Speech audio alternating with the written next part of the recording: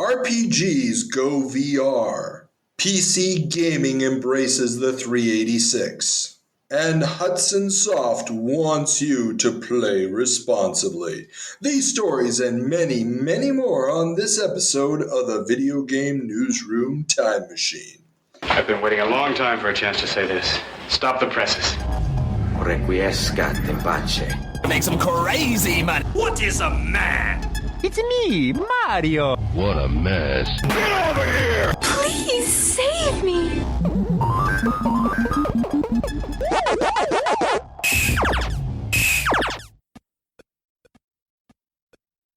Welcome back to the Video Game Newsroom Time Machine, the show where we travel back in time 20, 30, and 40 years to find out what was making headlines in the video game and home computer industries of yesteryear. Today we're going to be traveling back 30 years to May of 1992. My name's Carl, and I'm joined again by our favorite co-host. Unless, of course, another co-host is on, in that case there. Their famous favorite one, it's a contractual thing. Mads. Welcome back, Mads. Hi, Carl. So, let's do some banter. You guys just started a new game on the Playthrough podcast recently, correct? Yes, we're playing The Wolf Among Us, an old Telltale Games classic. It's great. I played it before, but it's good fun going back through it. And actually, I don't know if this is just something to do with being middle-aged now, but I could only remember what happened in the first episode. So already playing the second episode, everything was completely new to me. I was remembering it as it was happening. I was, oh yeah, that's what's happening, and then I wouldn't remember anything, and then 5 minutes later, oh yeah, that's what's happening. So it's good. I'm getting so old that I can enjoy only middle-aged games and have them as something completely new. It's beautiful. So basically what you're saying is it's proof positive of early onset Alzheimer's. I guess. That's cool. Yeah, I was listening to the podcast, and I know I played through the first 2, maybe 3 episodes. I don't think I completed it. But I was just listening through, and it was fun to hear all the different options, how they turned out. Because it did give it a slightly different perspective. And as a big fan of the comic book, it was cool to sort of reminisce, since I haven't touched the books in, it's got to be 15 years now or something. Yeah. So I picked the game up back in the day just when it was released, because I've always picked up everything Telltale released. I played the first episode, and then I decided I probably need to read these comic books. And then I didn't play it for a long time, and I read some of the comics, and then I must have gone back and finished the game, but I'm not really sure. I mean, I know now that I did finish the second episode because I did recognize it while I was playing through it. But let's see when I get to the third one if I actually got there back in the day.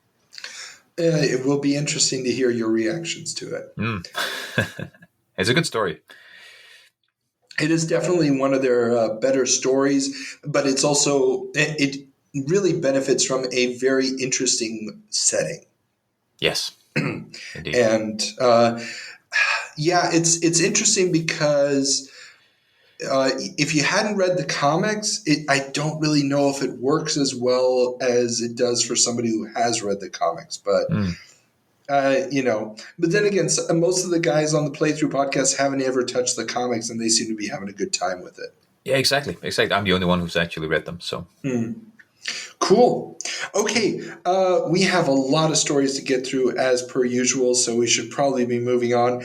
Now, for those jumping in to the show who may not be familiar with the format, when we're talking about May 1992, we are talking about stories that were published in magazines or newspapers with cover dates of May 1992. Obviously, the news happened at some point before that. That's just a convention. Please don't send me any hate mail about it. Also, you can get in contact with us, follow us on the social medias. All the links are down below, and the Patreon, which gives you early access to things like interviews. So you always get the next 3 interviews early.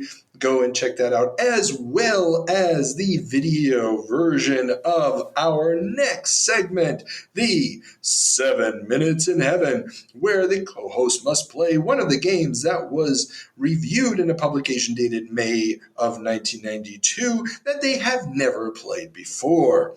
And for this month, we had a very long and distinguished list with a ton of great classic games, some very, very weird off-brand gems, as well as big name games. So on the big name side, we had Desert Strike for the Genesis, absolute hardcore classic.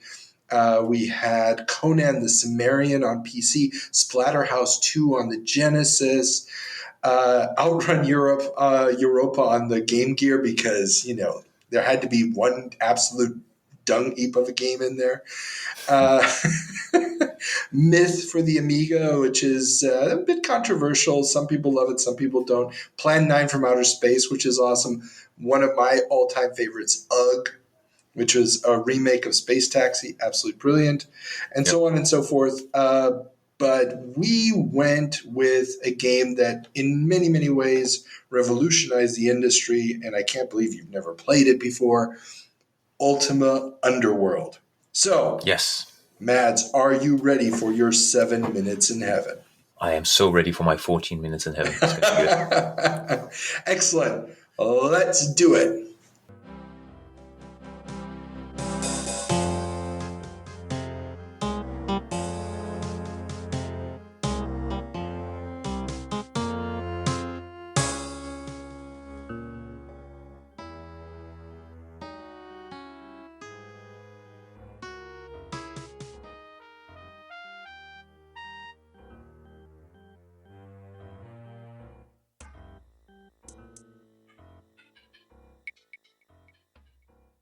Welcome back, Mads, from your 7 Minutes in Heaven. For those who have not enjoyed the pleasures of Ultima Underworld before, how would you describe the game based on your 7 minutes with it? It was actually quite beautifully done for 1992, 3D first-person dungeon crawler, like an RPG.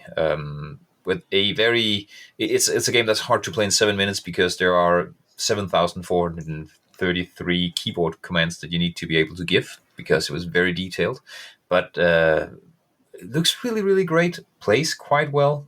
Not sure about the combat. Maybe I was just really, really bad at it. But I really like the exploring, and I like the depth that was in the interface. There was so much you could do, and it's a classic Ultima game, isn't it? So lots and lots of talking to NPCs and trying to rescue the princess, as you said I was supposed to do. So really good game, actually. Yeah, no, it's a fascinating game. It's the one that finally takes RPGs off the grid, if you will. So games like Eye of the Beholder or Dungeon Master, they look very old in comparison when you look at this game. Yeah. So just looking at it, if you weren't controlling it, you could see the heritage from Eye of the Beholder and Dungeon Master and so on. But giving you free reign and totally free control to roam this 3D area with so many little hidden switches and stuff you could interact with is something completely different, isn't it? Oh, completely. I mean, I remember the first screenshots, and I'll put a link to this in the show notes. The first advertisements were a bunch of text. So it said Ultima Underworld really big at the top, bunch of text. And then it was a series of screenshots of the window. And it wasn't just, a bunch of screenshots of different scenes. It was a series of 4 images of basically the same object in the game, but from different perspectives. Okay. Just so you could... They were trying to convey this idea that you're actually moving around in real time in the 3D space. Yeah. And, when you look at it, it's like, well, obviously, but at the time it was inconceivable that a game that had free 3D motion would be able to look that good. And apart from the combat, again, the 3D motion was really, really well implemented for 1992. It was full WASD support for walking backwards and turning. You run forwards with the W. You walk forwards with S. You can turn left or right with A and D. You can even strafe left or right with the, I think it's Z and C. Yeah. So everything is there from the get go. Everything we have these days when we play a modern. Like first-person shooter, for example, is there. So the controls were really well. And you told me there's even ways of looking up and looking down, which was very new back in those days. I mean, we didn't even have that in Doom later on. No. Now you did have that, I believe, and I'm now I may be completely wrong. I think the Free Space engine allowed that already. Okay. But I mean, the Free Space engine was so primitive in comparison with this, especially when NPCs are concerned. It's not really a fair comparison. But yeah, that's the one big thing, that you're not using the mouse for looking around yet. The mouse is still being used very much what you would expect from the original Ultimas and Wizardry, the step-by-step based games. And so that, yeah, I mean, once they get the full mouse head movement element added, that's the only thing that's missing from this game, really. Yeah. Now, obviously, this game needed a 386SX to run, and we will talk about that more later in this episode, but we are talking a monster machine for 1992. Yes, must have been. Yeah, this is really going for the top 5%, if that, probably top 2% of PC owners at the time. So I think a year later, I got a 486 SX25. That was the semi-affordable machine a year later. But yeah, in 92, that's got to have been a beast. Oh, yeah, it was. It was. And it requires 2 megs of RAM, hard drive space, and all this stuff. It is a monster to run, but yeah, there's just nothing like it on the market at the time. And it's going to come out the same in some of the magazines this month. Ultima 7's being reviewed, and other ones Ultima Underworld, because they almost come out simultaneously. Okay. And it is kind of worlds apart, because, you know, Ultima 7 is still top-down view, that weird sort of quasi side view. It's 256 color VGA and stuff, but it does kind of seem like it's missed a step in comparison. Yeah. Yeah. Yeah, this was definitely a great experience for a 1992 game. Actually, I know I will never play this because I don't have enough time in my life to play all the games I really want to play, but I would love to have the hours to sit down and play this, probably. Oh, definitely. And the sequel, it takes everything this one has to the next level, including where you're warping between worlds. And one of the worlds you can warp to is actually set in an older Ultima game. So it's full 3D, but you're fighting stick figures. Nice. Yeah. I like that. Yeah. So very interesting stuff. Okay. So your recommendation for Ultima Underworld? Yeah, go play it if you have the time. I mean, you do need to set off hours upon hours if you want to get through an Ultima game. But if you do like your RPGs, go check it out. It's definitely playable these days, still to this day. Okay, cool. And it's cheap. Yes, very. Over at GOG. Okay. And remember, everybody, if you want to actually watch Mads fumble his way through the game, become a patron and see that in the video version. Okay, so before we can turn on the time machine, we have one more stop to make, and that's with our good friend Ethan for a little segment we call the Department of Corrections. Hello, this is a prepaid collect call from the Department of Corrections. This call is subject to recording and monitoring. To accept charges, press 1. You may start the conversation now. Welcome back, Ethan. So, before you tell me everything that I got wrong in April of 1992, we have... the voter comment. That's me, the American, attempting to continue to pronounce that name as aggressively as I can. I'm sure that he appreciates it. Wouter. Yeah. Otter. Eater. Okay. No, you're doing it terrible. No, that's bad. Okay, so what was his comment? Is that the CDI is already released by the April 1992. It's already out, Wouter. Yes, and the weird thing is, I have yet to see in any of the publications a review of it. Because it's not a game device. That's the thing that, people seem to forget about it, is that it was never intended to be a game device, and it was not ever aimed at game publications. Like, they do start trying to advertise the games that they have in those publications, but that was never their intended market. That's why they signed up and got the Nintendo licenses. Well, that wasn't Nintendo signing on. That was them as a result of a legal battle. That's true. Okay. Cool. So, what did I get into wrong? The Department of Corrections. Put on your blinders, put your hands behind your back, and we will march forward. I thought you were going to say I was going to get frisked, but if marching forward is much better. Yeah, you can imagine exactly what you want to. Okay. So I believe you said something about Midway and Williams in the 1990s, yes. But Midway is Williams. Good point.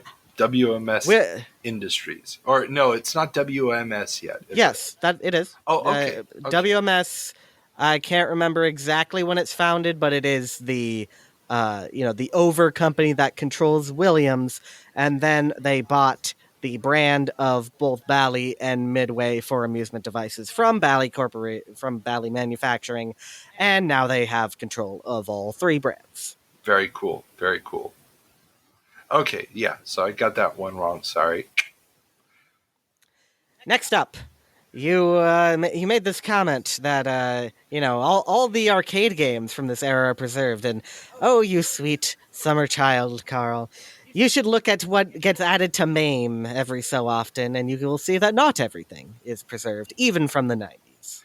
And I was very, very surprised by this. I would have thought the 90s stuff would have pretty much all been maintained. Now, are you talking about games as a whole or just variants of games are missing?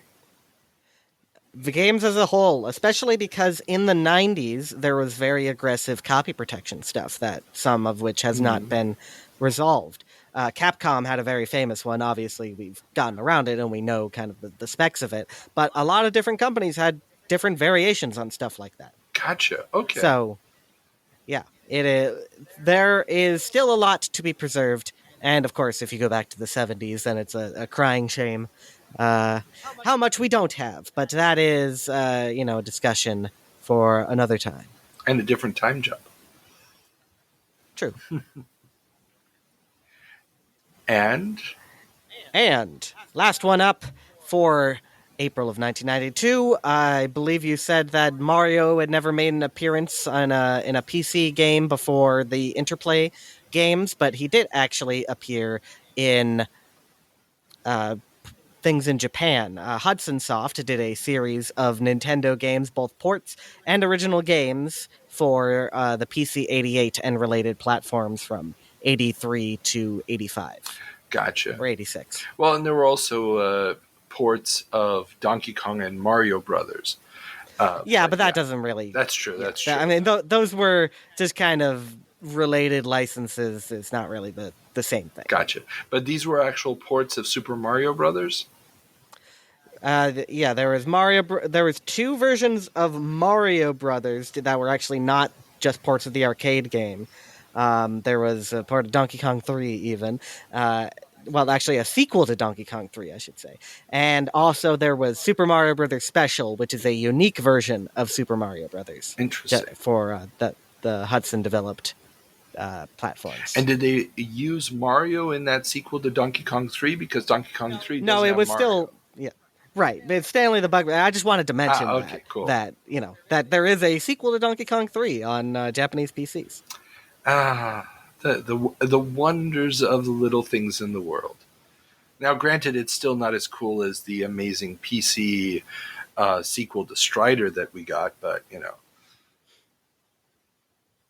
yeah, sure, you can believe that. Okay, Cheer Department of for the Corrections win. is done. That's it For April That's 1992. That's all I got wrong. Do not revel. Do not revel in these things. You will feel the burn, the punishment, the whatever next time when we tackle April 2002. Excellent. Well then, Ethan, as always, thank you for your service. So, mate, you missed the launch of the glorious CDI? Somehow, it just did not show up on my radar that the CDI had actually already been released.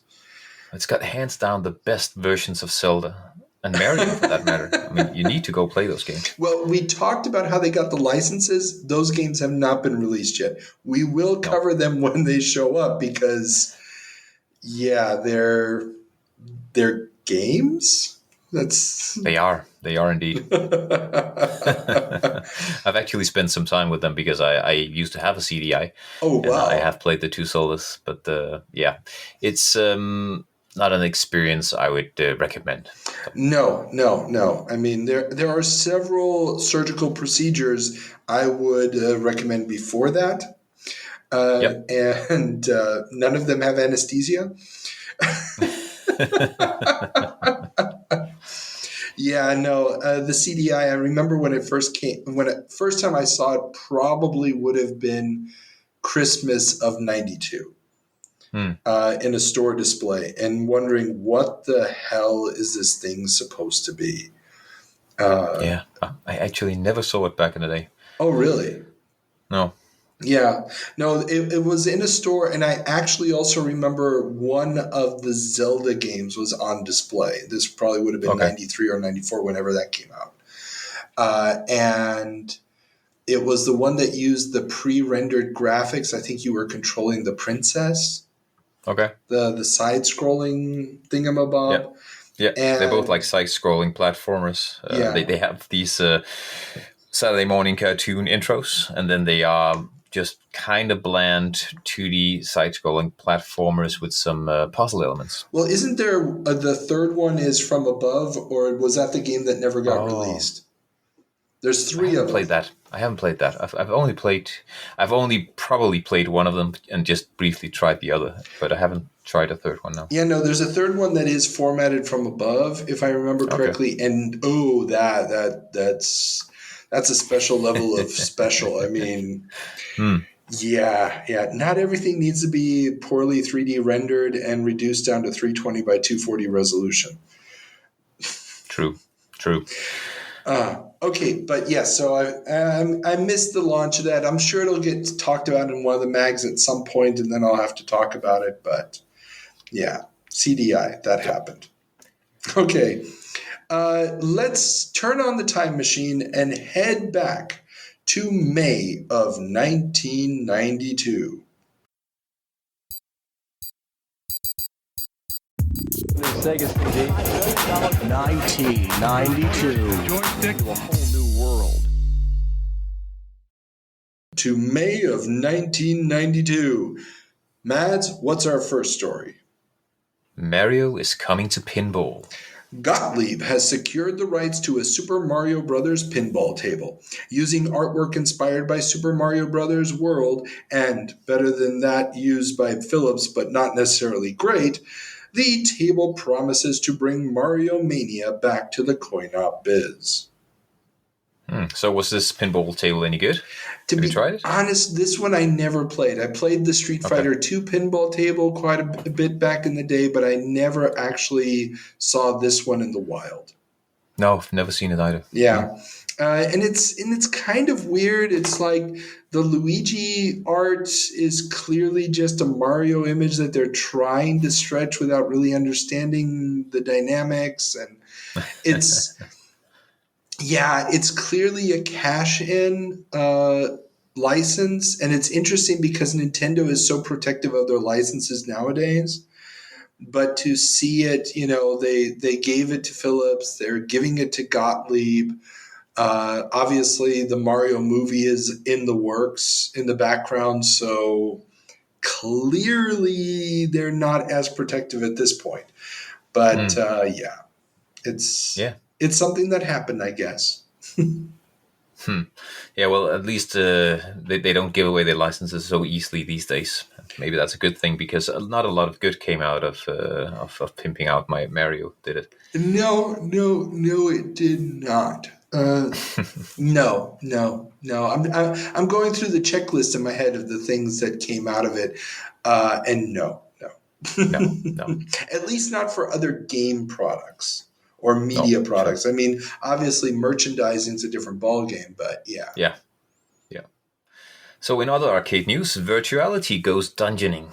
The latest game for the arcade-based VR hardware platform Virtuality is Legend Quest, a multiplayer action RPG game where players can choose to play as an elf, dwarf, or fighter in a 3D VR setting. Specially designed pods that resemble tree stumps can help add to the atmosphere. So I love the ultimate generic name here, Legend Quest. Just taste that in your mouth just for a second. Every RPG that does dungeoning is something legend of, or the quest of something. So they just took those two words that all of the games always have and put them together and invented this beautiful title, Legend Quest. I love that. Yeah, it is quite special. And it's a special kind of stupid. Well, I mean, considering that you're paying like $1 for just a minute or two on this thing, or $5 for a couple of minutes on this thing, you kind of have to get through it relatively quickly. And have you seen the video footage of this? No, never. Okay, there's a link in the show notes to a YouTube video of this. Oh my Lord. Considering that this is like the high-end, super cool, tens of thousands of dollars equipment, and it's coming out the same month as Ultima Underworld, you're just like, seriously? Really? Seriously? It's very slow, very choppy. Now, granted, it is multiplayer, so you are playing multiple people in the same dungeon together. Ah, cool. And that is kind of, something that, and we're going to talk about that a little bit later when we get into the computer stuff. The online RPG concept is in the zeitgeist at this point. It is getting bigger. And it's just the Virtuality hardware is not up to speed, because it just can't handle these more and more detailed bipedal figures in a believable way. I mean, the frame rate's just dropping. Oh yeah, that's that looks ancient compared to Ultima. Eh? Yeah, I mean, when you're looking at it, it's like, how is this coming out at the same time as Ultima Underworld? It's wow, it's so primitive, it's so choppy, and but again, Virtuality is at this point already almost a 2-year-old system, I think. Yeah, and it's just not going to be able to cut the mustard. The first entertainment center dedicated exclusively to Virtuality machines has opened in St. Louis. The center has 4 stand-up and 4 sit-down stations and is running both Dactyl Nightmare and Exorex. The business is operated by Horizon Entertainment, who are also the exclusive dealers for Virtuality in the U.S.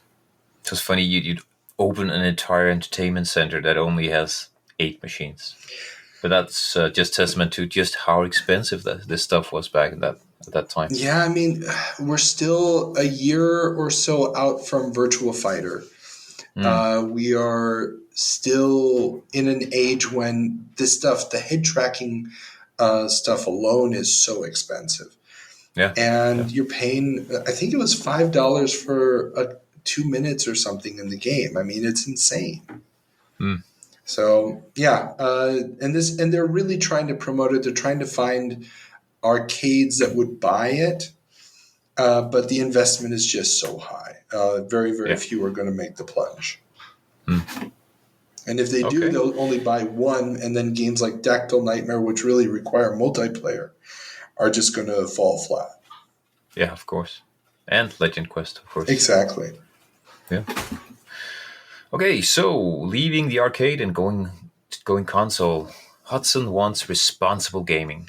Hudson Soft is planning on bringing its Responsible Play campaign from Japan to the USA.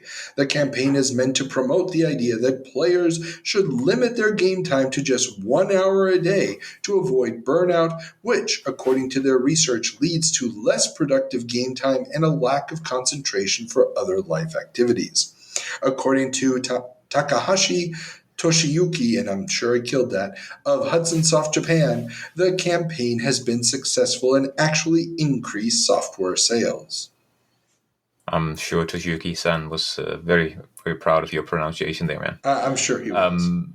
Yeah. So responsible play campaign here. I wonder what research there. I mean, you say according to their research. What research was actually there, and whether this was just a way to please parents instead, because there was a lot of talk about kids playing too many games. Well, that's the funny thing here. It's actually a campaign that's coming from Japan. So I'm not aware of any major anti-video game backlash at this point in Japan. Okay. It's possible there was one and I'm just not catching it, but I don't know of one at this point in Japan. And what they're really trying to promote, or at least what they're saying that they're promoting, is that when people just play for too many hours at a time, they start to burn out. They're not playing as well. And one of the problems then is that they're not getting through the games, that they're getting frustrated with the experience. So what they're saying is if you're only playing for an hour and you come back the next day and play for another hour, you're going to actually play better. You're going to get through the game faster, and it's going to lead you to wanting to buy more games. Okay. So that's sort of their double hook of, appeasing the parents, but at the same time saying, hey, everybody should adopt this.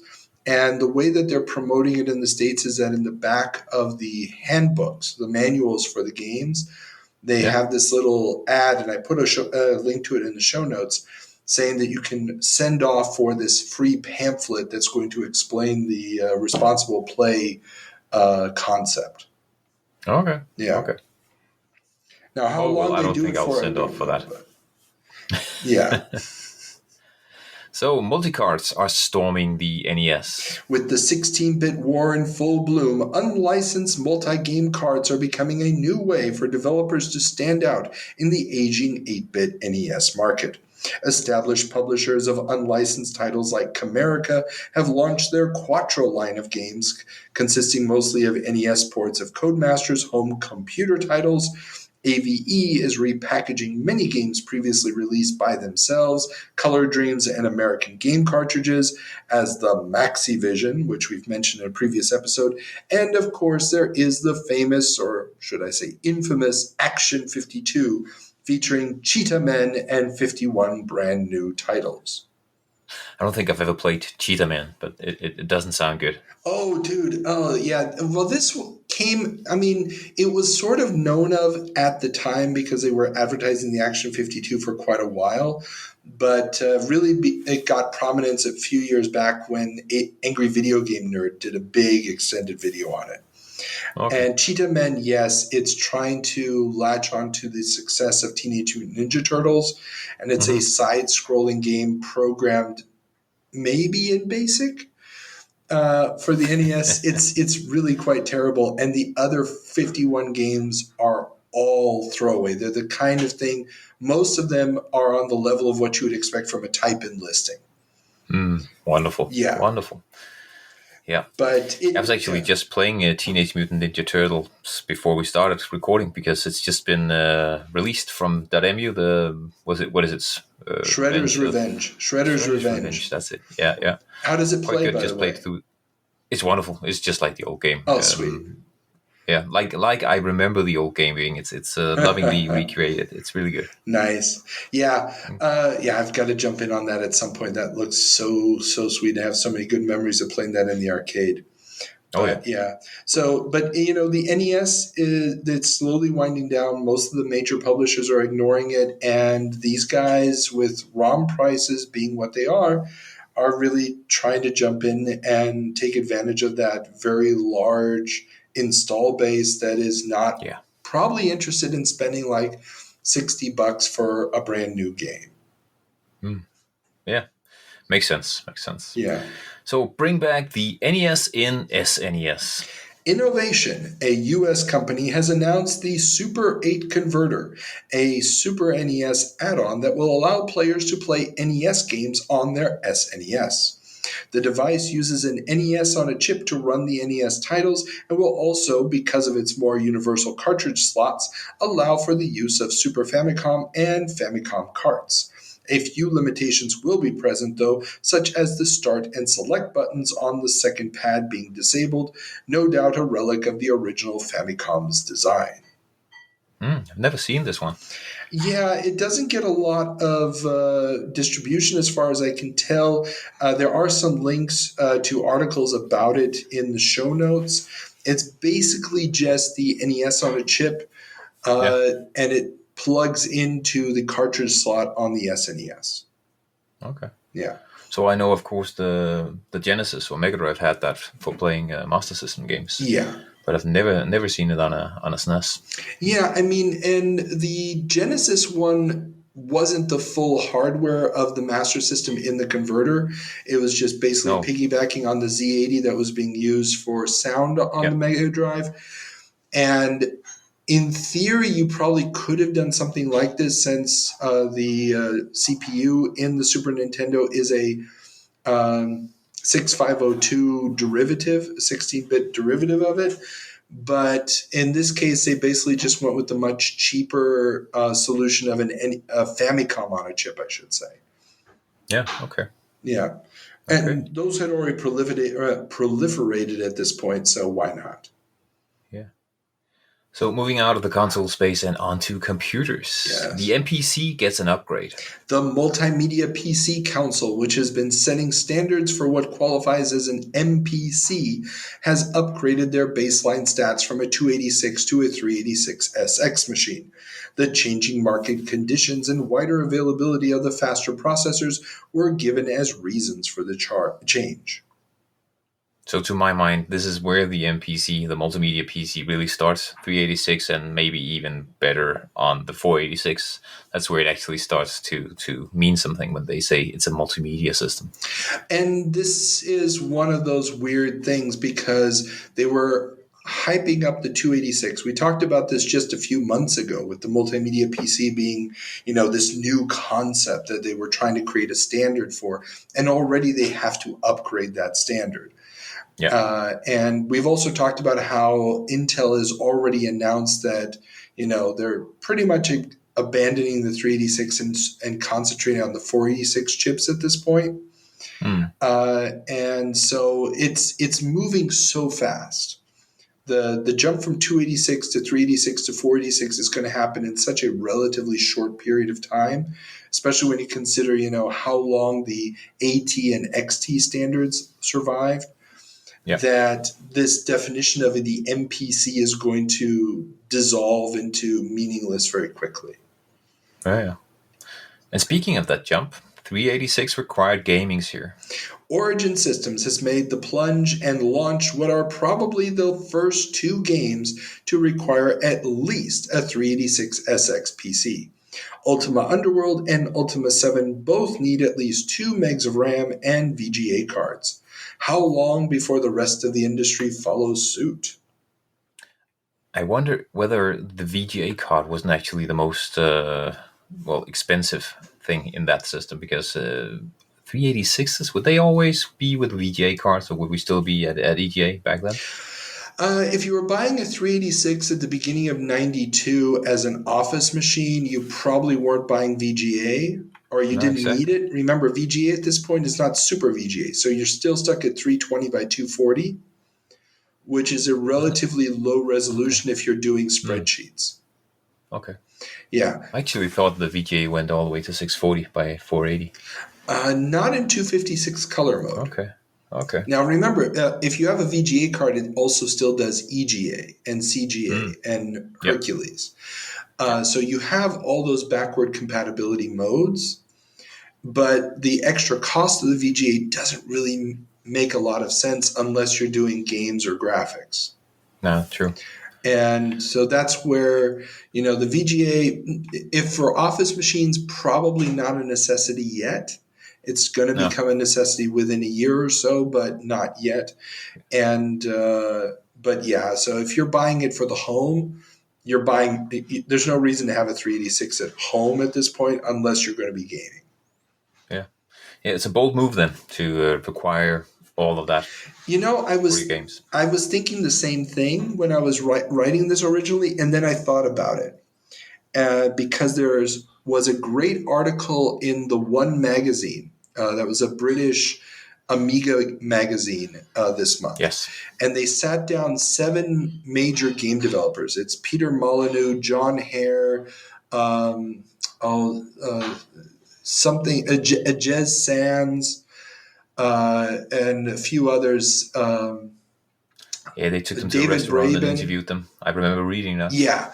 And one of the things that they go off on the Amiga, other than the fact that the hardware is already 7 years old at that point, is the fact that the piracy is basically just eating them alive. Yes. And the ones who saw piracy as a major problem were already looking to consoles. Now, PCs have piracy too. But if you're going for the top 2 or 3% of the machine's install base, the most expensive machines, what percentage of those people who just forked over $2,000 for their PC are going to bother pirating your $60 game? They can afford to go down to the store and buy it. Yeah. So what you're really doing is you're kind of proofing yourself against piracy by simply having such a premium product or such a rarefied a user target market. Yeah, could be. And I'd love to talk to somebody high up at Origin to find out whether or not that was actually a part of the thought process. I know it wasn't at Looking Glass because I interviewed the head of Looking Glass. Yeah. But I would love to see if somebody in marketing was thinking on those terms. Richard Garriott's brother, who, as far as I know, doesn't give interviews. He's still in the industry. He would be the person to be able to answer that. But I don't know if I'm going to get a chance to talk to him. I have tried. Yeah, let's hope so. Yeah. Be interesting. Okay. So, away from the PCs and onto the beloved Amiga, Commodore to launch the A600.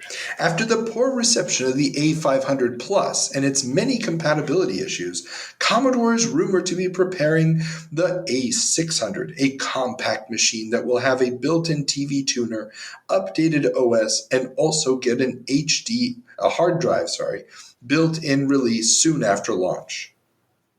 Yes, beautiful little machine. I loved my A600. If you could deal with the fact that certain games required a number pad that it didn't have. Yes. I didn't love it when I was playing Civilization. Yeah. But then again, when I had my A600, I kept my A500. So I had them both set up on the table at the same time. I'm laughing because of a conversation we had before the show. 1 second here. Okay. Bring ich alles raus, erledige ich alles.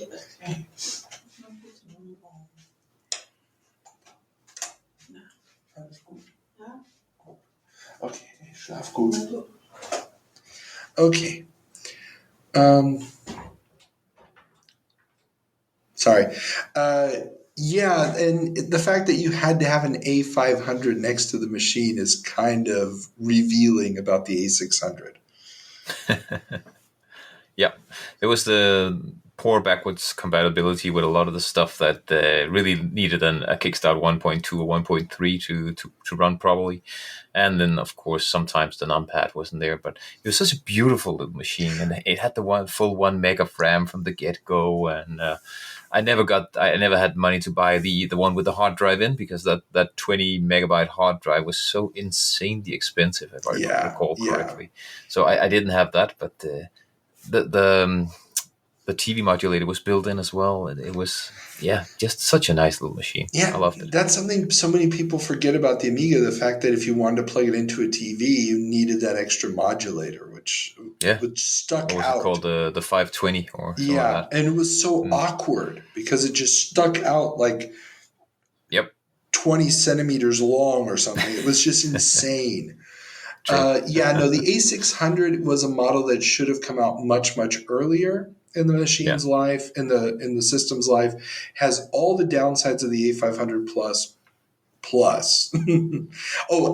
Also remember, it will not be compatible with the soon-to-be-launched CD-ROM add-on for the A500 that's supposed to be a side carriage because of the new design. Yeah, true. So yes, just as the PC is going forward with 386s and making everything greater, Commodore goes this route. Yes. There's a reason Commodore was and the Amiga is no more. Yeah, they weren't the best business people. No. Oh well, but they're not alone. But, moving on and away from Commodore, Atari leaks info about the Falcon. Germany's Power Play magazine got a hot scoop as the annual Sabit show was closing that Atari is planning on launching a new Amiga killer, the Falcon 030. Running at 16 megahertz and capable of displaying 65,000 colors, the new system finally puts Atari ahead of Commodore once again. So I've never actually used a Falcon, but me neither. I've never actually seen one. No, I can't say I've never seen one in the wild. I saw one at Lange Nacht der Computerspiele in Leipzig. Didn't actually use it, but I did see it. And it's, as far as I understand, it's an evolution of the Atari ST standard. So it's adding more features, and it's still mostly backward compatible. Yeah. But what's going to happen with the Falcon is it's, I believe, originally scheduled for launch at Christmas of '92. It's going to miss that launch. It's going to be pushed to early '93.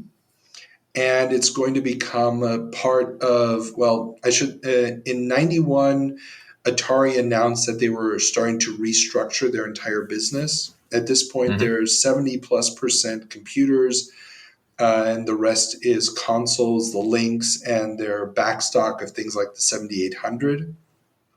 And they're finally going to discontinue production of almost all their systems in 92. They're just going to have the Falcon and the Lynx still in manufacturing, and they're hoping to get the Jaguar out by the end of 93. And that's not going to go well. But so that those are the timelines here. Basically, they're launching this new system as they're closing down their own factories, moving everything to third-party manufacturing, and killing off all their other systems. And it's just they're launching it into a market that doesn't care anymore. Yeah. So what makes me nostalgic about this piece of news is actually nothing to do with Atari, but I was at the Sabit Messe show for years, like in 97, 8, 9, and probably 2000 as well, because I was working in the industry back then.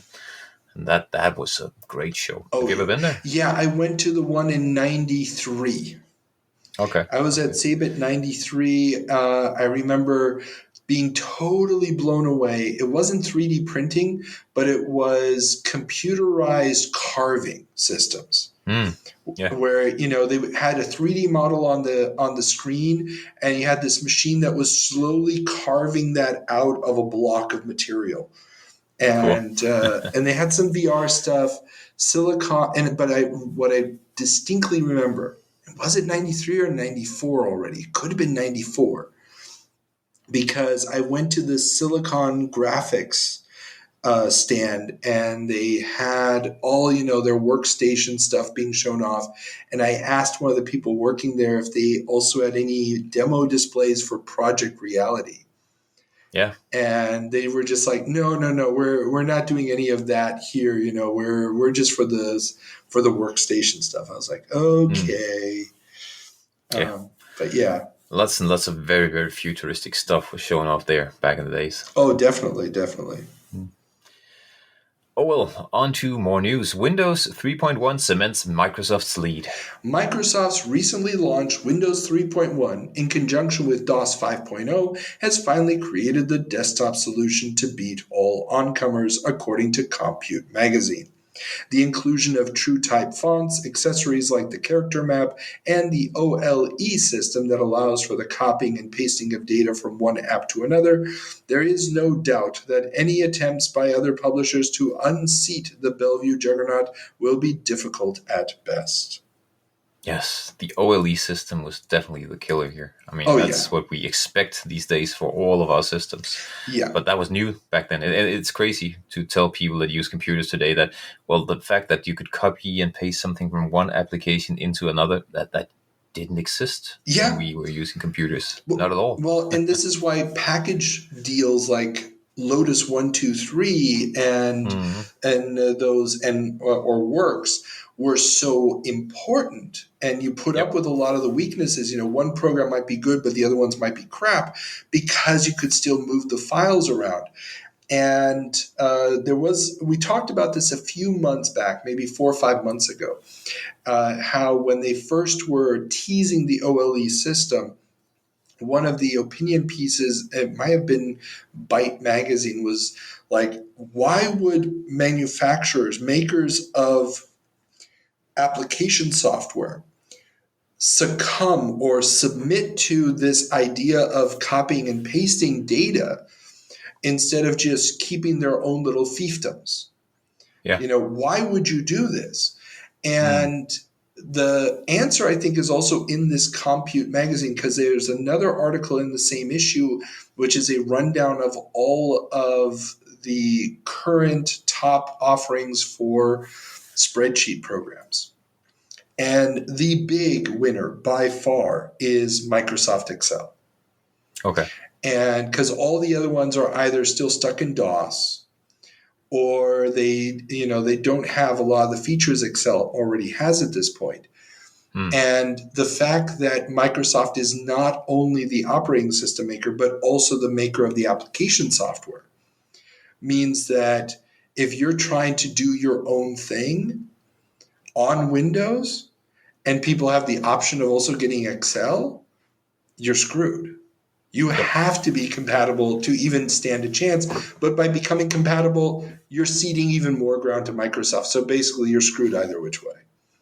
Yeah, clever. Yeah. Clever move by Microsoft there. Oh, Microsoft, there's a famous interview, well, famous, I don't know, but it really struck me when I read an interview with Bill Gates, because Excel was not their first attempt at a spreadsheet. They had one much, much earlier, already in the 8-bit home computer days, to compete with VisiCalc, and it failed. And his analysis of why it failed was, he's like, we tried to get onto every system.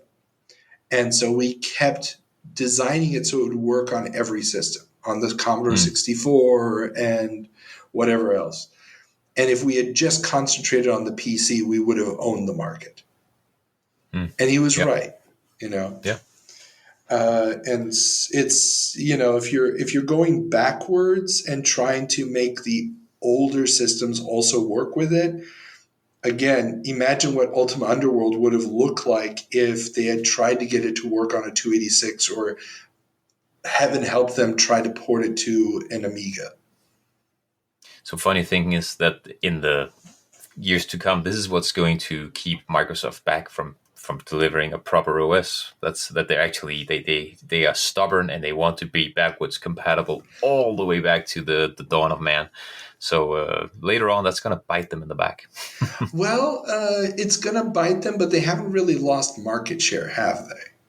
No. So it didn't bite them. No.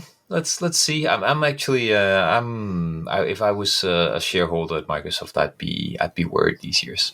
Right now, the question is going to be: Will will the standardization of One OS from mobile devices to desktops actually make a difference? Yes. And I don't know the answer to that yet. Yeah, that is going to be an amazingly difficult question to answer. And obviously, Microsoft tried it with Windows CE. They tried it with the Windows Phone. So they have attempted this before, and I think they always came to the conclusion that the compromise, the loss in power and efficiency that is necessary for a mobile device to run isn't worth it. But then again, PCs aren't moving forward as quickly as they used to. No, so not by a long shot. So the question is going to be, have we gotten to the point where that's okay? And the fact that Apple has now moved away from Intel processors over to ARM processors. Yep. Is the ARM processor fast enough to make up for those losses? So their new variant of the ARM processor, the M1 and M2, is so much faster than anything you can buy from AMD and Intel. So it's definitely fast enough. Well, it's fast enough for standard use, but whenever you're taking away instructions, there's going to be those people who need those instructions and for whom those programs are not going to be running as fast. Yeah, well, that's a long discussion. I will have to disagree. It's actually they've added lots and lots of very, very custom instructions as well. Okay, but that's a long. Yeah, well, and that's the changing definition of an ARM processor. Yes, exactly. And so got specialized processors for graphics and for machine learning routines and for all sorts of stuff. So. And this is where the multiprocessor structure is really making a difference. Yeah. But then again, it'll be interesting to see whose processor can become an industry standard. Because if you have a locked system like Apple does, yes, it's not going to catch on. It doesn't matter how good it is if you're the only maker of it. And this goes back and we'll talk about this next year when the US finally passes laws that allow for the legal protection of chip designs. And that is going to be a sea change in the way that chips function, because you won't just be able to buy a one-time license and make an infinite number of 6502s anymore. That's why the NES was able to do that, and Commodore wasn't making money off of every NES sold. Even though they owned the company that originally made the 6502, there was no protection for chip design at that point. Okay. But you don't see an infinite number of people making Intel chips nowadays. No. Yeah. We did get a lot of clones. I mean, that must hit in around 92, 93 as well with the Cyrix and all of the other clones of the 486, for example. Well, and this is where AMD wasn't originally what they called a second provider. I'm screwing up the terminology here. But there was this whole concept of somebody would make a chip design, but because most chip manufacturers would either have problems with their production or whatever else, you needed a second supplier of chips for anybody to be willing to bet their manufacturing on that chip. Okay. And this is why you had a bunch of companies that were making 6502s and Z80s. And they had just bought basically a flat license to manufacture those chips after they'd been designed by the original companies. Now, AMD was this second provider for Intel. That's why they have the knowledge of how to make those x86-based chips. And it's only later on. So, for example, AMD is now basically half a generation behind Intel. So they're just launching their 386 chips as Intel is moving to the 486 and dumping the 386. Okay. And so that process is going to accelerate once we get to Cyrix chips, when we get to the fact that you can't patent you can't trademark a number. That's why there's no 586. There's the Pentium The word, the Latin word for 5 is built into it because that now you can secure it. Now you can't have somebody say, "Oh, I'm also selling a 486," even though it's not from Intel. Yeah. Okay. So, and this is where I never knew that's why they changed the name. Yeah, that's why they changed the name. They tried to get the 486 protected, and they couldn't. They failed, and that's why the 586 becomes the Pentium. Yeah, and I think it was probably Cyrix that released a 586 because there were 586 CPUs back then, I remember. Yeah, well, and a lot of people were just advertising them as 586s, but they weren't actually calling them that. That's why we get all these different processor names. Yeah, because everybody wants to secure them in case theirs becomes the hot new processor. But there's a consortium of PC manufacturers who establish what is a PC compatible. Yep. And so this is why all these different chip manufacturers are comporting to those standards. And it was only when a new category of machines, like the cell phones, the tablets, came out with those ARM chips that you could really break free from the consortium's rules. Okay. Yeah. So this is why, I mean, if you try to make a PC that's not following those original old school Intel guidelines for processor architecture, you're not going to be PC compatible. No. And then the question is... probably users wouldn't want that because now, I mean, all the software is really consolidating towards one platform, the PC compatibles these days in 92. Yeah, of course. I mean, there's you can use an Amiga, but you're 7-year-old technology. You want to be able to transfer the stuff back and forth, and you want to. But you and I, we were still on the Amiga, mate. Of course, we didn't have the money for this stuff. I mean, at least I didn't have the money. I'm stuck on the Amiga until 1996. I won't be upgrading until 96.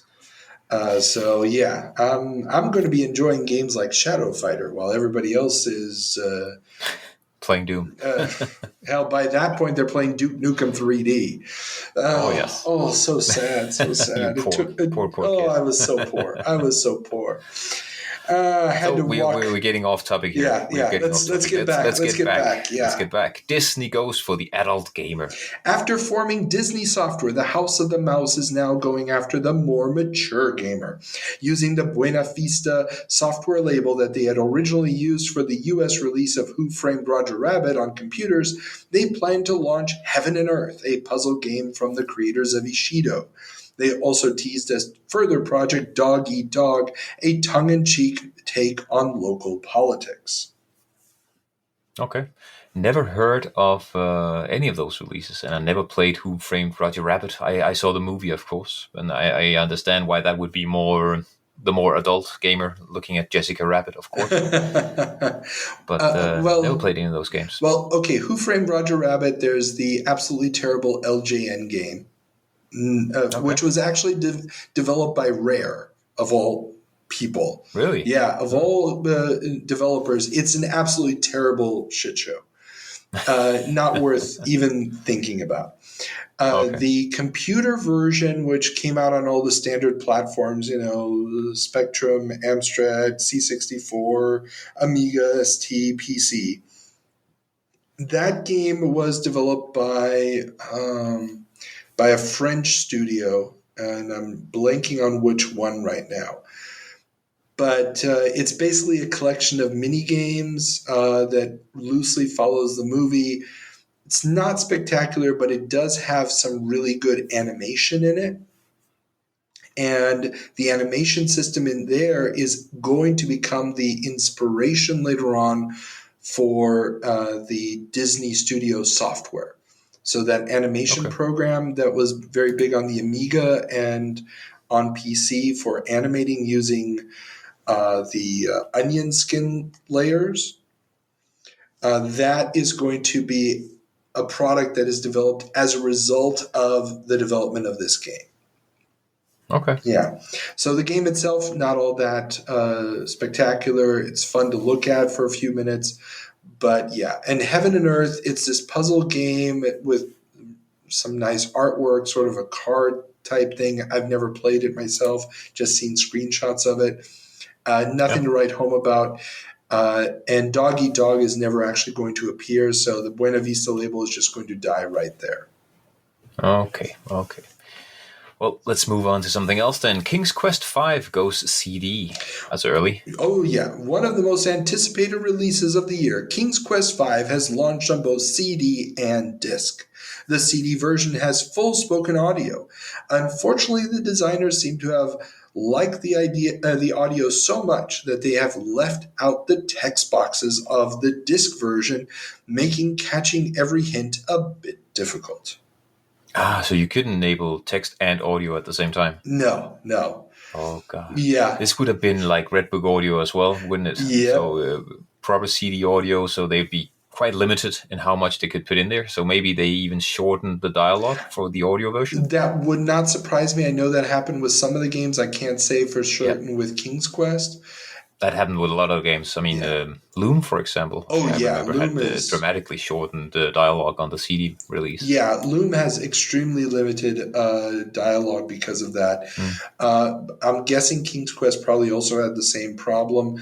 And the big issue with King's Quest games, or a lot of the Sierra games at this time, was once you went through the dialogue options and you got to the end, they just gave you basically like the same answer over and over again, some short answer that didn't necessarily include the hint that you needed. No. So that was one of the major criticisms of the CD version of the game in the Power Play. The German magazine Power Play criticized that quite extensively.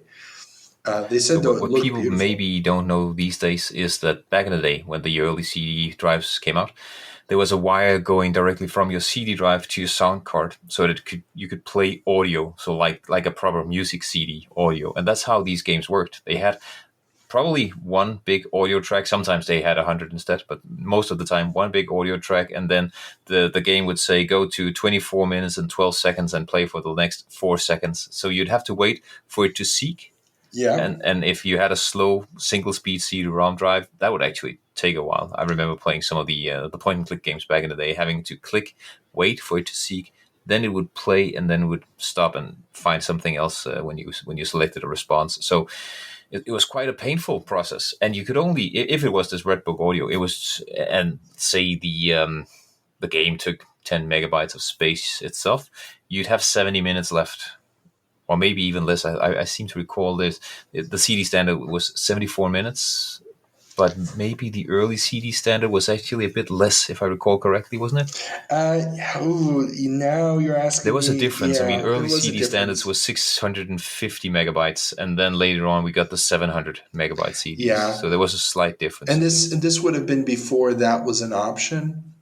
Yeah, it would have been 650. Yeah. So now, as we saw with Ultima Underworld, there is the possibility of doing, disc-based audio at this point. Wing Commander 2 already has their audio pack option out, but I don't know. What kind of audio was that? Was that audio read from the hard drive? So it was actually decompressed live on the machines? Okay. Yeah.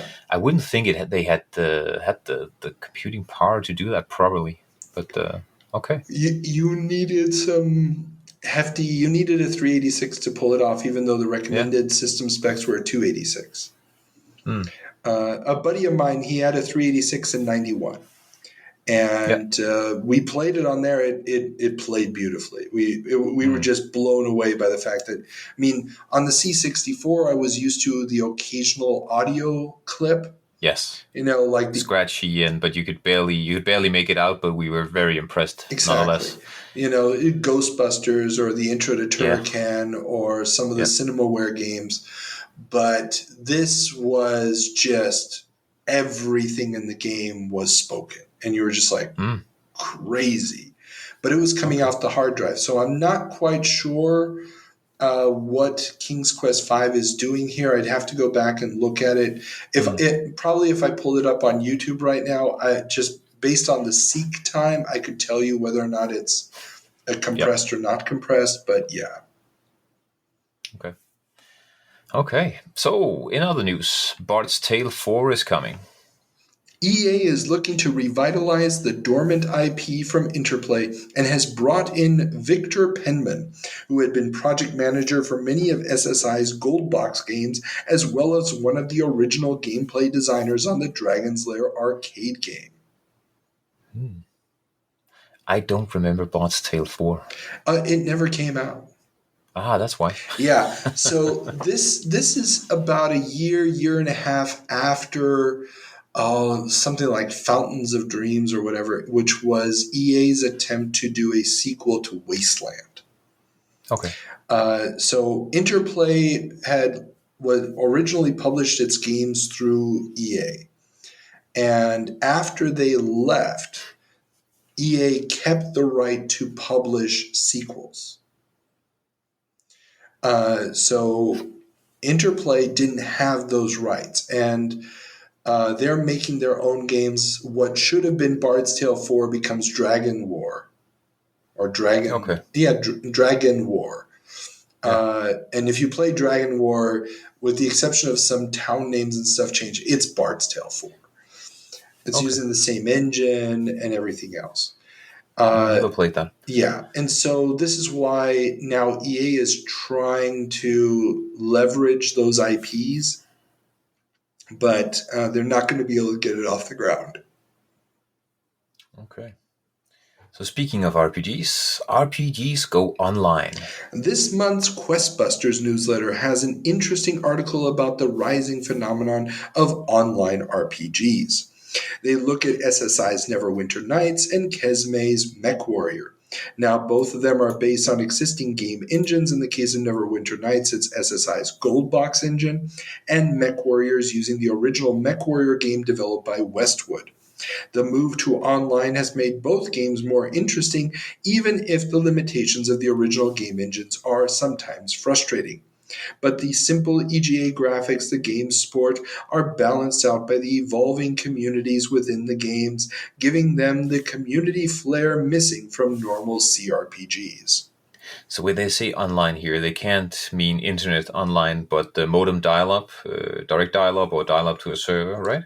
You're dialing up to a server. Neverwinter Nights is running through AOL. Okay. And Kesme's, I think, is also through AOL, but I can't remember right now. Okay. And I mean, I talked to Don Daglow. It was one of our interviews. I'll put the link in the show notes. He developed Neverwinter Nights, and the name gets reused for the next D&D online project, obviously years later. And they basically just reworked the existing Gold Box engine to do online stuff. And, they had guilds forming and all these people interacting with one another, et cetera, pushing through updates to the game world and changes to the storylines. All the things we associate nowadays with an MMO, they're doing already at this point and have been doing for a while. MechWarrior is a little bit weirder because it's actually patching an existing single-player game. Oh, okay. So they took the original single-player game that allowed – it was actual 3D models. So MechWarrior 2, the 3D game that's going to come out a couple years later, is a direct sequel to this game. And it had a limitation of 4-on-4 combat. So you can only have a maximum, I think, of 8 mechs. Or was it just 4, 2-on-2? Some very relatively low number. Which, of course, when you're dealing with an MMO is a little bit frustrating because, you can't have too many people in the same combat round or people are waiting around to get into the combat. But the fact that these game systems or these games are relatively old and don't require that much processor power is very, very helpful. So the fact that they could only play like 4 at a time maybe wasn't as big a problem anyway, because then people were just hanging out in the lobby and chatting. And who did you interview recently that said that was actually in the end what people enjoyed the most, hanging around in the lobbies and chatting? Yeah, I believe that was Don Daglow who said that. It wasn't Don Daglow. It was. No, I don't think so. The guy's a gem. Oh, what's his name? Here, Randall Kotwitz. Yes. exactly. Yeah. That's the Okay. guy. So yeah, Randall Kotwitz, the former head editor at Softside, and then later on at Mac. Was it Mac World or Mac Life magazine? I think it was Yeah, one Mac of those two. He Life. had some great stories to Yeah, tell. Mac Love that User. interview. Mac User. He was over at Mac User magazine. Yeah. Yeah, no, super nice guy. But Yeah, when you definitely. get these online forums, people just want to hang out and chit chat. And another interview that's still up on for the patrons only, Robert Knisker, and he was a software developer for an online gaming platform in the late 70s. And he talked about that too, how people just basically love to just hang out in the chat rooms. Yeah. And this is something that this article also talks about, the sense of community, the sharing stories and talking, which you expect from a pen and paper RPG around a table, which is missing from computer RPGs at this point. Yep. That is coming in with the online component. Yeah, makes sense. Yeah. Definitely. So there is a future there. Obviously, it's going to take a while before it really takes off because we need the internet. We're still 94 is when the internet opens up. But it's coming. Okay. So moving on, Wesson to make professional simulator. The United States Air Force has contracted air traffic control simulator maker Wesson to create a professional version of their RAPCON series of computer simulators to train actual air traffic controllers. So what they made before their computer simulators were games? Yeah. They had these games where you basically played as if you were an air traffic controller. Okay. So they thought they were good enough to actually train their traffic controllers. Yeah, seriously. Okay. And I kind of went down a rabbit hole on this because I had this vague memory of this type of game existing. Yeah. And then one of the weird things I found was that now they had RAPCON and TRACON. Those were their two products. One I think was for military, the other one was for civilian. Okay. And the TRACON 2, which was the civilian one, was what actually had an option where you could link your computer running TRACON to another computer running Microsoft Flight Simulator, and you could actually do a guidance of the plane landing in Microsoft Flight Simulator. Which, I mean, you kind of have to be super geeky, and most flight simulator people are. Yep. But that's taken geeky to a whole new super cool level, if you ask me. Oh yes, that's turning it to 11.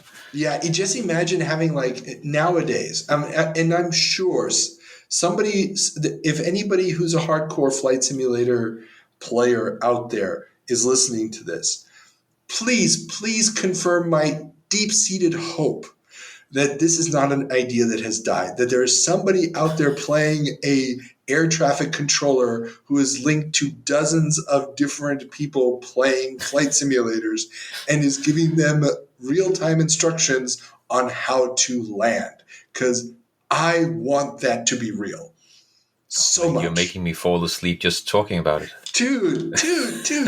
Just think about it. If you're really into hardcore flight sims, do you want a computer air traffic controller telling you what's going on, or do you want to know it's a human being who could screw up?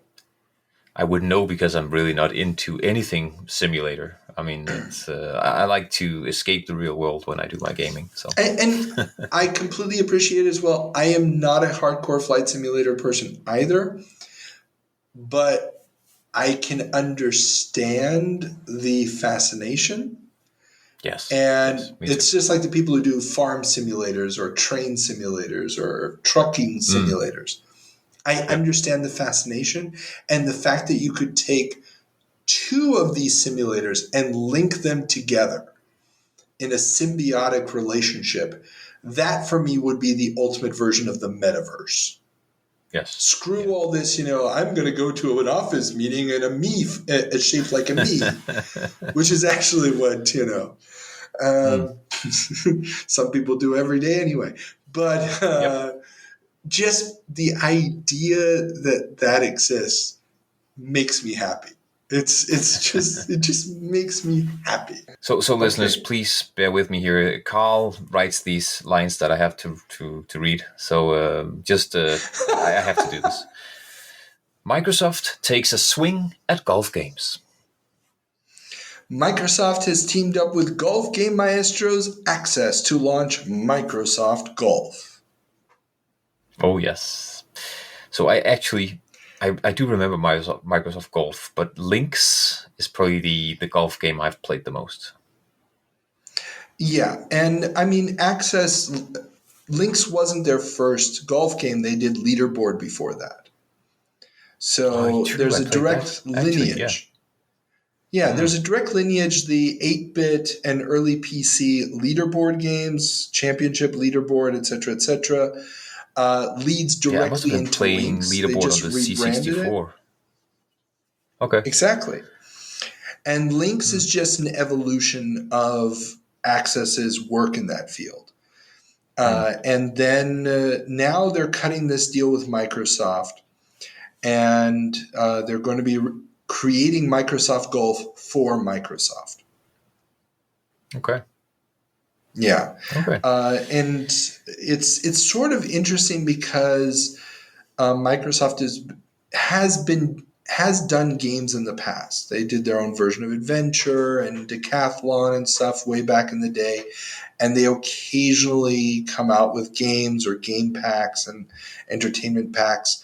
You can see Microsoft wants to make sure that they have at least a foot in this turf. Yeah. Okay. So, moving away from the PC and into the miscellaneous section, we now have some stuff going on in the cinema. Lawnmower Man promises to bring VR to the big screen. 10 years after the launch of Tron, Lawnmower Man promises to bring the vibrant, surreal landscapes of the computer world back to the big screen. The high-end CGI graphics promise to transport audiences to a virtual world where all the potential of the latest tech can unfold and change humanity forever. Yeah. I remember this movie from back in the day. I was well in awe of it, actually. But I don't want to watch it again because I'm pretty sure it won't hold up. I'm pretty sure it didn't hold up at the time as far as being a movie was concerned. But yeah, but for tech heads like us, for kids who loved the idea of VR, I loved that movie back then. Oh, of course. And it's kind of funny that it's exactly 10 years. I mean, it's the same summer. It's 10 years after Tron. And I can't think of another movie that tried to do this in the meantime.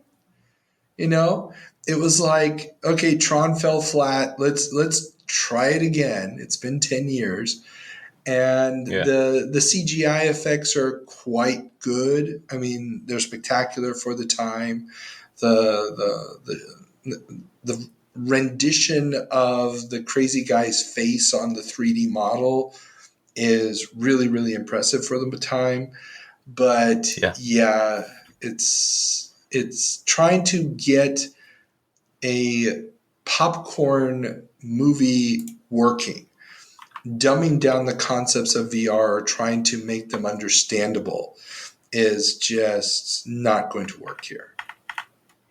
No, probably not. But I did enjoy it. Yeah, so, and the last piece of news, great. Something that's quite futuristic actually for 1992, because I see these every day now in my home city. So Sinclair introduces the Psych. After the 1985 debacle that was the C5, Sinclair is back with the Zyke, or Zero Emission Bike. This small bike with an electric motor to assist riders in uphill climbs is intended to revolutionize foot-powered mobility. Yeah. I'm just looking at the images here. It looks like, some people who go out camping a lot, they have these tiny bikes on the back of their cars. It looks like one of those, but with a tiny motor on the back wheel, I think. Well, But and very tiny wheels. yes, and that's what actually confuses me. Why not do a proper bike with the motor on it? Oh, probably because of the manufacturing, because he's trying to keep the weight of the thing down to a minimum. Okay. So, but these wheels are so small that even the smallest little hole in the wall, in the road, is going to eat the wheel. And this is actually what a lot of the people complaining, a lot of the reviews complain about, the fact that unless you're on a perfectly flat test track, you are going to fall flat on your face. This thing is going to get stuck and you're screwed. Yeah, I can see that. It does look Yeah. cool, though. I wish I had one of those. Well, they are, I believe, even scarcer than the C5. So they originally intended to go into mass production of 10,000 units per month. Yes. And it would only end up selling 2,000 units in total. Okay, that's not too. No, that's not so good. No, the critics tear it apart right from the get-go.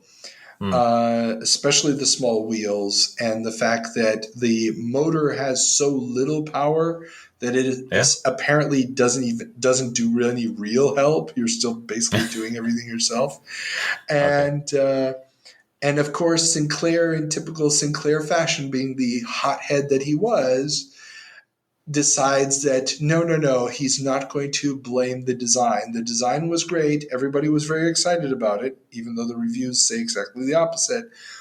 And it was the third party that they had contracted with to do the manufacturing that was owned by the Germans. And they got cold feet and pulled the plug before they could really catch on. Had they just gone ahead and made the 10,000 units per month, then it would have sold more than 2,000 units. Yes, everything would have been rosy, I'm sure. Yeah. No, this is very much in the line of, yes, it's the announcement of a product, but at the same time, it's also the death of the product. Yes. Yeah. So you get to end this episode with the death of not a company, but a product line, at least. Yeah, and I'm not sure. Happy. I'm not sure if Sir Clive got anything else off the ground, but after this. But I mean, his heart is in the right place. With the C5, his heart was also in the right place. With micro drives, his heart was in the right place. It's forward thinking, at least. I mean, these days, as I say, in a city like mine, where there's lots of hills, I see so many powered bikes everywhere. Oh yeah, I mean, I see him around here as well, even though we don't have that many hills. But the real problem just is he's trying to do it on the cheap every time. Yeah, of course, as he always does. And he never quite understood. You start with the high-end product, and then you get cheaper over time. No, you start with a cheap, flimsy plastic product that falls apart if you breathe on it, and then you build from there, Carl. Of course. And again, I kind of hinted at this in the video version of our 7 Minutes in Heaven. In a couple of months, we're going to be looking at Legend of Valor, which is the UK entry into the first-person real-time 3D RPG category. And they're going to be making the same mistake. They're going to be going for the lowest common denominator. They're going to be making this run on Atari STs and Amigas. And the game design is going to suffer under that pressure. Just go for the high end and figure out the rest later. So here's hoping I won't be on that episode then. Well, we'll see. It's an interesting experience. Because there's so many things that go right with the game and so many that go terribly, terribly wrong. It's a valiant effort, and technically speaking, it is quite impressive. But yeah, it's problematic. Okay, before we shut it down, you got to give us the word of the episode. Oh, the word of the episode has to be VR. We've had a lot of that, haven't we?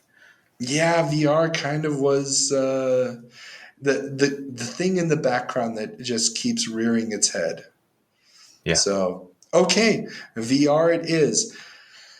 Mads, where can everybody find you? They can find me in my bed in a minute because I will be sleeping.